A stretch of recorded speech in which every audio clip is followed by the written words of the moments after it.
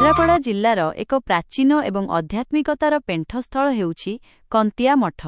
Kendrapara block चक्रोडा ग्राम पंचायतर कंतिया ग्रामरे अवस्थित एही मठर इतिहास प्राय 500 वर्षरु अधिक पुरातन।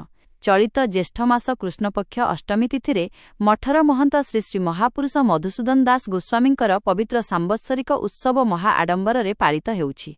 वर्तमानर महंत श्री सिद्धार्थ शंकर दास महाराजंक प्रत्यक्ष तत्वावधानरे एही उत्सव एक भक्तिमय परिवेश सृष्टि करिछि। कंतिया ग्रामर मध्यभागरे थिबा एही पुरातन मठ भितरकु प्रवेश कले भक्त मनरे स्वतःप्रवृत्त भावे एक आध्यात्मिक शांति सृष्टि हुए।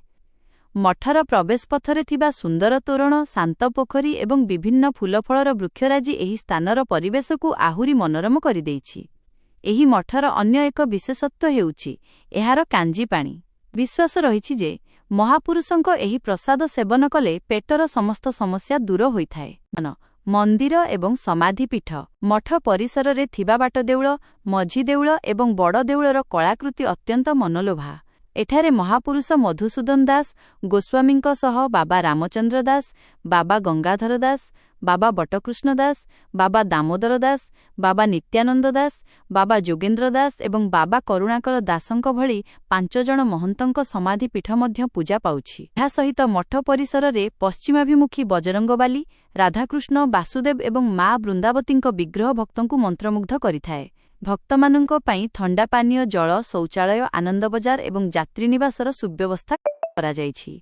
12 मासरे 13 पर्व पालित हेउथिबा एही पीठरे मधुसूदन संघ पक्षरु रज महोत्सव, मकर मेला, धनुयात्रा, कार्तिक राहास एवं दोल मेलन भଳି कार्यक्रम कंतिया ग्रामवासींक सहयोगरे खूब श्रृंखलित भावे संपन्न हेउछि।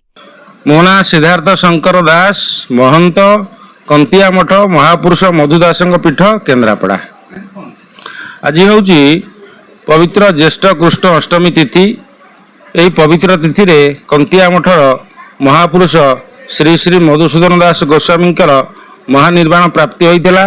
तेणु 7 पीढ़ी धरी सहस्र वर्ष धरिकी सांवत्सरिक उत्सव यही तिथि रे कंतिया मठरे महापुरुषों पालन करा जाए। महापुरुषों जेते भक्त अच्छा सारा ओडिशा भारत वर्ष बा जिला जेते सब अच्छा चतुर्पार्श्व 100 खंड मौजार इष्ट हेले महापुरुष समस्त भक्त आज आसी गोटे दिन समस्त उपस्थित होती। तेणु आज कंतिया मठ परिसर में आपण मैंने शह शह हजार हजार भक्त को देखुंती और भजन संकीर्तन चलती, साधु सन्तर आगमन चलती।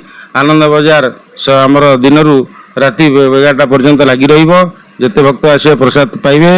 आ सन्थ सम्मेलन हे, भक्त सम्मेलन, भजन प्रवचन कार्यक्रम यह सब आध्यात्मिक कार्यक्रम गुड़िक रही। कांजीपाणी बंटा हो महापुरुष प्रसिद्ध अव्यर्थ पेट रोगर औषध हूँ कांजीपाणी। तेणु बहु भक्त मान प्रतिदिन आसी नियंती। आज स्वतंत्र भाव में दिन में हजार हजार लोकों कांजीपाणी विभिन्न मसला देकर प्रस्तुत हुए। कांजीपाणी हूँ पेट रोगर एक अव्यर्थ औषध।